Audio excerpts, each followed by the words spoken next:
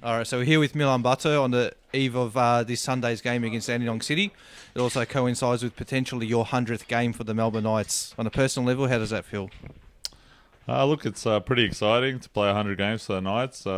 Such a big club, but a bit disappointing to be on a game as it is. But that's how football is, I guess, and we'll try our best. Let me just cast your memory back, if I can, to Sunday the 8th of July 2007. Your fixture took place between the Western Suburbs and the Melbourne Knights at a low-key venue called Ralph Reserve, one you should be familiar with one of your former sides as well. What are your recollections of that game being your debut? To be honest, since you've asked me this question, probably mixed emotions. I had a lot of mixed emotions. Coming on was probably exciting. Pretty young, would have been 18, 19 then. I don't know, I was just pretty proud to be playing for the Knights, and because it's a big family thing. Like, both my brothers have played here, so it's a pretty big thing for our family. So yeah. You talk about that family connection with the club. Was it always a dream to play for the Melbourne Knights? Oh, of course. I think every Croatian kid does dream to play for the Melbourne Knights, and it was just one of those things where I played, and now I've played 100 games. I never thought I'd play 100 games, to be honest, for the Knights, but I have, and it's pretty good.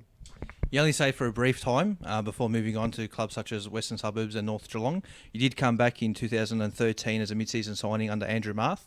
Do you remember how that move came along and why you came back to Melbourne Knights? We were struggling at North Geelong. We didn't have many games on the board, and the Knights were looking for a few players. The former coach that was there at North Geelong, he said to me, would I be interested in coming to the Knights? And I said, 100%, I'd love to. Come to a few sessions, and Stabber sort of signed me as a mid-season signing.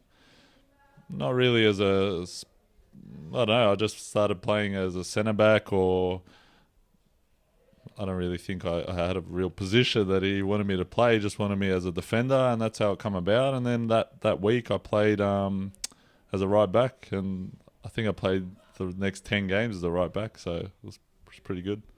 You played many seasons under Andrew Marth, or affectionately known as Stabber. Was he a big influence on you, or were there others that need to be mentioned? Oh no, so Andrew gave me a chance here. He took me under his wing, so to speak, and I don't know, I think he was very influential in the team, not just on the pitch but off the pitch too. So he was part of the team, and I think he just made that transition a lot easier along with Frank. So both of them sort of very I don't know, they were both very like team orientated and making sure everyone was pretty happy with the team and in the team. So I think he just made that transition a lot easier. You obviously played the majority of your career as a defender, especially at Melbourne Knights. You have popped up for a few odd goals there. Are there any that sort of stand out? Or do you still remember your first goal for the club? Youth team, I scored a few goals when I was playing youth team, but the one that stands out is probably the FFA Cup game where I scored against Oakley. Last, say, 90th minute. It was just a lucky tap in, I guess. I think I even miskicked it, come off my shin, and it went through the keeper's legs. But no, that's probably one that stands out the most. You also played a very crucial role in assisting Tommy Ushcock in a last-minute goal, which won the Knights the Doherty Cup. You may not remember that, but you did set the goal up. It ended a huge drought for the club. Was this probably one of your proudest moments? Oh, that was a very interesting game. We played 120 minutes, and that goal that come about, I think it was like Daniel Vizovic took the free kick. The ball was going nowhere; it was just going out. I don't even know why I ran for the ball, and I just flicked it back into the mixer, and then header come across, and Tommy scored. So, but yeah, it's probably one of the proudest moments of my career here at the Knights, to be honest. Look, 100 games shouldn't be taken lightly, especially in a league where players jump clubs every season almost. What's the main reason why you've stayed with the club and been as loyal as you have been?